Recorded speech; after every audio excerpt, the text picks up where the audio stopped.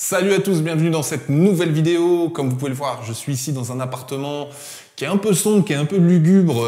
Voilà, je suis désolé, on a mis pas mal de lumière, j'espère que c'est quand même visible. Comme vous pouvez le comprendre, cet appartement, il nécessite un bon gros coup de frais, il y a pas mal de travaux à faire.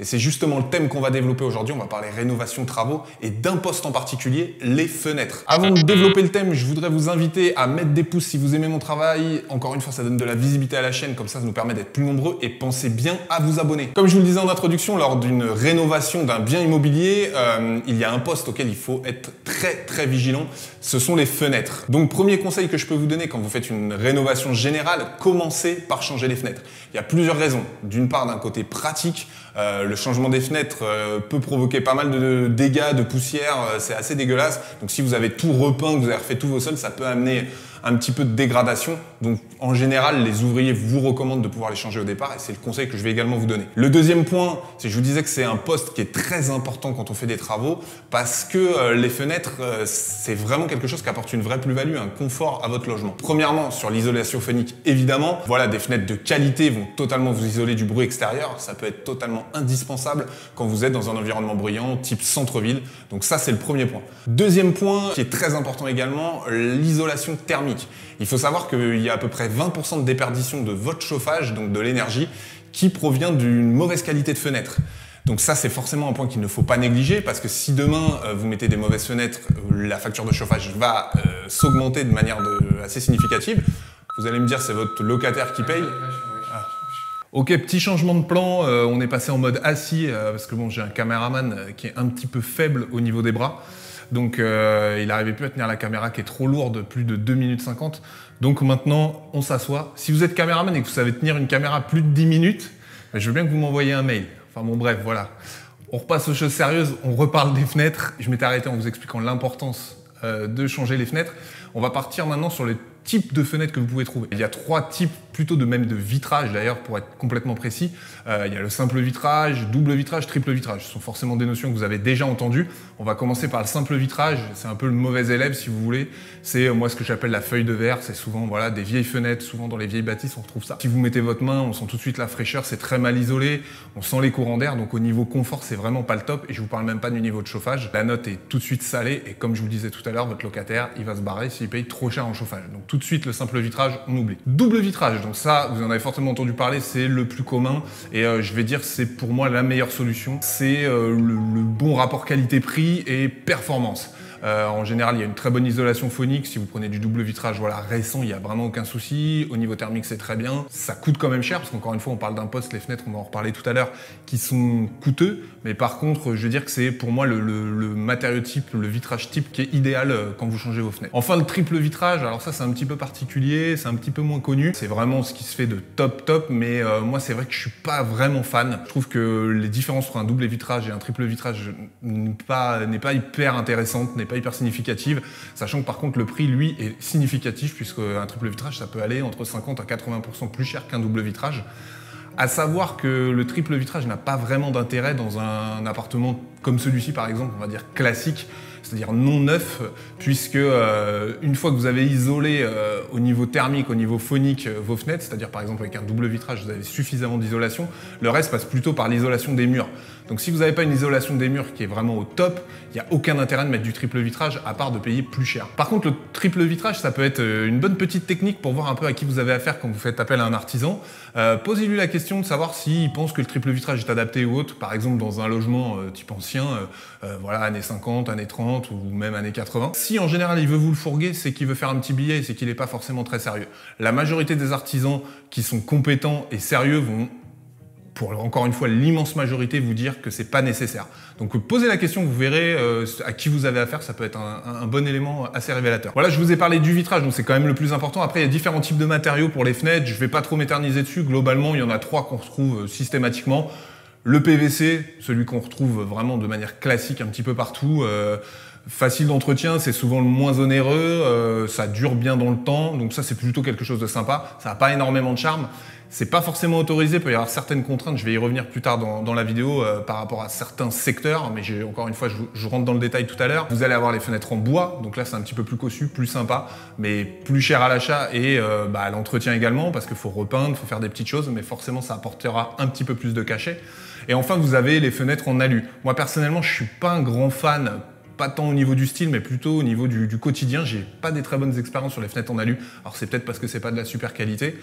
Quand l'hiver arrive, en général, voilà, quand il fait froid dehors et que vous chauffez à l'intérieur, j'ai probablement dû aux différences de température, pas mal de condensation et d'humidité qui se créent à l'intérieur. Et on m'a dit que c'était vraiment symptomatique des fenêtres en aluminium. Alors je suis pas un grand spécialiste des matériaux. D'ailleurs, si vous connaissez un petit peu, si vous avez déjà entendu parler de ces problèmes-là sur de l'aluminium, je veux bien que vous mettiez en commentaire s'il y a des spécialistes un petit peu ou des personnes qui sont dans le bâtiment. Ça peut m'intéresser. Voilà, moi encore une fois, c'est mon conseil, c'est mon ressenti. Je suis pas fan de l'alu, donc j'essaye de l'éviter. Donc quels sont les deux types de travaux le plus fréquemment rencontrés quand on change ses fenêtres? Premièrement, la rénovation. Deuxièmement, le changement total. Alors, quelle est la différence? Pour la rénovation, c'est très simple. Globalement, vous voyez une fenêtre, vous avez un encadrement, vous avez deux battants, de manière classique. Encore une fois, ça dépend des modèles, mais on va partir sur ce principe-là. Quand vous faites de la rénovation, vous enlevez les battants, vous reclipsez sur l'encadrement existant une nouvelle fenêtre et vous rajoutez des battants. Donc il y a plusieurs inconvénients. Le premier, c'est évidemment la perte en luminosité, parce qu'en reclipsant une nouvelle fenêtre sur l'encadrement existant, forcément vous perdez un petit peu en largeur de chaque côté, donc vous perdez en luminosité. Si vous avez un logement assez sombre, c'est le cas ici, c'est pas forcément un logement très lumineux, donc il faut plutôt le mettre en valeur de ce côté-là. C'est clairement pas la solution à privilégier. Deuxième problématique pour ça, c'est que ça reste quand même malgré tout, on va dire entre guillemets du bricolage, même si ça peut être bien fait. Et forcément, vous pouvez avoir des problèmes d'isolation, il peut y avoir un petit peu d'air qui passe, si tout n'est pas bien posé, tout n'est pas bien droit, ça peut vite être un peu le bordel, donc c'est pas hyper carré. Moi personnellement, je suis pas du tout fan de cette prestation-là. Deuxième type de travaux, le changement total. Et moi j'ai tendance plutôt à vous orienter vers un changement total de fenêtre. C'est très simple, ils enlèvent les battants, ils enlèvent tout l'encadrement, donc c'est quand même des plus gros travaux. Et ils viennent avec une nouvelle fenêtre, ça peut être une fenêtre différente ou identique, mais en tout cas, ils vous reposent tout un encadrement plus une fenêtre existante. Vous pouvez aussi gagner un petit peu en luminosité parce que selon le type de fenêtre, si elles sont plus récentes, il peut y avoir un ouvrant un petit peu plus important. Et surtout, vous ne perdez pas cette largeur comme c'est le cas pour la rénovation. Par contre, il faut prévoir un peu plus de travaux parce qu'encore une fois, ça peut faire un petit peu de dégâts autour de la fenêtre. Donc, il peut y avoir des petits travaux de plâtre ou de peinture. Par contre, l'avantage aussi, c'est que si vous avez des petits écarts, ils peuvent vous mettre de l'isolation autour, soit avec un revêtement type laine de verre ou des choses comme ça. Encore une fois, je suis pas spécialiste, hein, je n'utilise pas les termes bien précis, je m'excuse auprès de ceux qui sont spécialistes en travaux, mais l'idée c'est que tout le monde comprenne, je pense que c'est assez clair. Mais en gros, voilà, vous l'aurez compris, le résultat est plutôt top sur un changement total et je vous encourage en tout cas de faire un changement total quand vous changez vos fenêtres. Enfin, vous avez plusieurs options possibles, donc ça, renseignez-vous selon ce que vous voulez faire et selon le coût. Vous pouvez mettre des volets roulants électriques, manuels, des volets, des petites choses comme ça. Donc ça, renseignez-vous, ça peut être quelque chose à privilégier au moment de la pose. Par contre, évidemment, comme je vous le disais, ça a un coût. Alors maintenant que je vous ai parlé un petit peu du côté pratique, on va rentrer dans on va dire, ce que j'appelle les panneaux danger, les choses auxquelles il faut faire attention. Premier point, le délai de commande, parce qu'il faut savoir que maintenant, les fenêtres, globalement, c'est presque un principe un peu comme si c'était du sur-mesure. Ils fonctionnent quasiment tous en flux tendu, donc il n'y a pas de stock. Donc quand vous voulez une fenêtre et que vous faites intervenir un artisan pour un devis, si ça vous convient une fois que vous avez donné le devis, il faut absolument passer la commande le plus tôt possible. Pourquoi? Parce que globalement, une commande de fenêtre, ça va être, on ne parle pas de quelques jours, on parle de plusieurs semaines, voire plusieurs mois selon les matériaux que vous voulez utiliser. Donc pensez-y, anticipez ça parce que sinon ça va complètement bloquer votre chantier. Deuxième point auquel il faut faire très attention, et ça c'est le plus important, c'est au niveau de la réglementation. On parlait de délai tout à l'heure, là c'est encore une problématique qui peut se poser. Quand on parle de changement de fenêtre, on parle de changement d'aspect extérieur d'un immeuble. Et forcément, ça nécessite 3 réflexes automatiques. Premièrement, il faut consulter le règlement de copropriété. Deuxièmement, contacter le syndic. Et troisièmement, contacter le service de l'urbanisme de votre ville. Alors le règlement de copropriété, pourquoi il faut jeter un œil? Simplement parce qu'en général, il y a pas mal d'informations pour les changements de fenêtres. C'est souvent lié à un code couleur. Par exemple, je vous dis n'importe quoi, on va vous dire que dans votre immeuble, il faut impérativement, quand vous changez vos fenêtres, que ce soit les volets beige et la fenêtre blanche, quoi. Donc ça, il faut regarder parce que déjà, vous aurez cette information-là. Et de toute façon, dans tous les cas, il faut le respecter. Donc regardez votre règlement de copro, c'est assez facile à trouver. Vous aurez des indications. Deuxièmement, contactez le syndic. Il peut arriver dans certaines communes qu'on ait besoin d'avoir déjà une autorisation préalable du syndic avant d'aller à la mairie.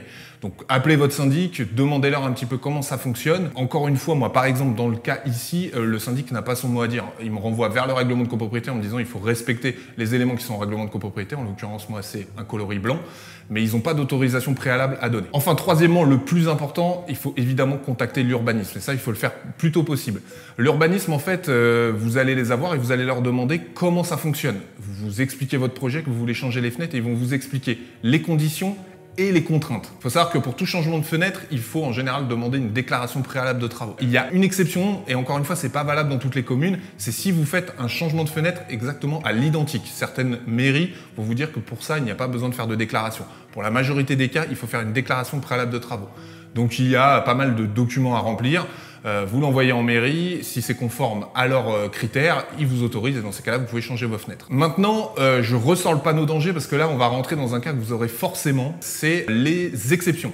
C'est-à-dire qu'à la mairie, quand vous allez faire une déclaration préalable de travaux, il y a certaines zones qui sont plus contraignantes que d'autres. Le premier cas, et ça vous l'aurez forcément, notamment si vous achetez dans les centres-villes de villes moyennes, ce sont ce qu'on appelle les zones ABF, architecte des bâtiments de France. C'est-à-dire que dès l'instant que vous êtes dans un périmètre où il y a un bâtiment classé ou si vous êtes sur une zone classée, en plus d'avoir l'accord de la mairie, il faut l'accord des architectes de bâtiments de France. Alors, à savoir que forcément, qui dit un avis supplémentaire dit des contraintes supplémentaires. En général, ils ont déjà un cahier des charges en vous disant, je sais pas, par exemple, je parlais du PVC tout à l'heure, le PVC, on n'en veut pas, on veut impérativement du bois, ou des choses comme ça.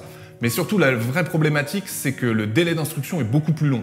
Là où dans une commune, vous allez mettre 1 mois pour une demande classique, en général, il faut en ajouter un supplémentaire. Vous allez vite arriver à 2 mois d'instruction pour avoir l'aval des architectes de bâtiments de France. Alors pour vous expliquer un petit peu mon cas, ici moi je suis dans un nouvel investissement. Encore une fois, c'est pas l'objet de la vidéo. Je vous fais un petit peu de teasing quand même en vous disant voilà, ici je suis dans mon nouvel investissement.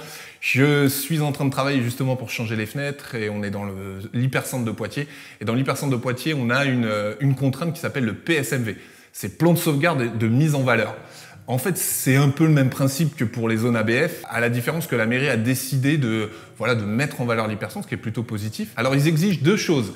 D'une part, les ravalements. Donc, il y a des dates, encore une fois, c'est sur 5-6 ans. Ils voudraient que les bâtiments de l'hypercentre soient tous ravalés. Donc, je rentre pas dans le détail, c'est pas l'objet de la vidéo du jour, mais globalement, ils proposent un échelonnement du coût de ces ravalements. Donc, il y a pas mal de choses. Donc, ça permet d'avoir tout l'hypercentre qui va être assez sympa. Et le deuxième point, c'est qu'ils veulent que toutes les fenêtres qui sont changées passe en bois, donc soit intégralement en bois. Donc là, en l'occurrence, moi ici, vous l'avez vu, c'est du PVC. Donc forcément, j'ai une petite contrainte, c'est de passer au bois. Donc si je veux changer les fenêtres, il faut que je fasse une autorisation, mais il faut que je pose du bois. Alors comment ça se passe au niveau des papiers à remplir? C'est assez simple, vous appelez, comme je vous disais, l'urbanisme, vous donnez un formulaire à remplir type. Alors moi j'ai une petite astuce, c'est qu'en général les artisans avec qui je travaille, ils aiment bien, ils me proposent de pouvoir faire eux-mêmes le dossier parce qu'ils ont plus l'habitude, donc en général ils savent un petit peu comment défendre des choses et on peut gagner un petit peu de temps. Donc essayez de voir, les artisans sérieux vont vous le proposer d'office. Moi, ça me fait de la paperasse en moins et surtout, ils savent faire. Et en général, j'ai toujours réussi à gagner 1 ou 2 semaines sur le délai annoncé au départ. Dernier petit point, il faut savoir que toutes ces contraintes sont beaucoup plus importantes quand vous avez un appartement qui donne sur rue. Si vous donnez à l'arrière du bâtiment, sur jardin ou autre, en général, ils sont un petit peu moins contraignants. Mais malgré tout, quand vous changez les fenêtres, il faut quand même se renseigner à l'urbaniste que vous soyez sur rue ou sur cour. Donc voilà ce que je voulais vous dire sur les fenêtres. J'espère que ça vous a plu. Je compte sur vous encore une fois pour mettre des pouces si vous avez aimé cette vidéo. Mettez-moi dans les commentaires si vous avez des questions, des remarques au sujet des fenêtres. Et en attendant, je compte sur vous pour vous abonner à ma chaîne et je vous dis à bientôt. Allez, ciao!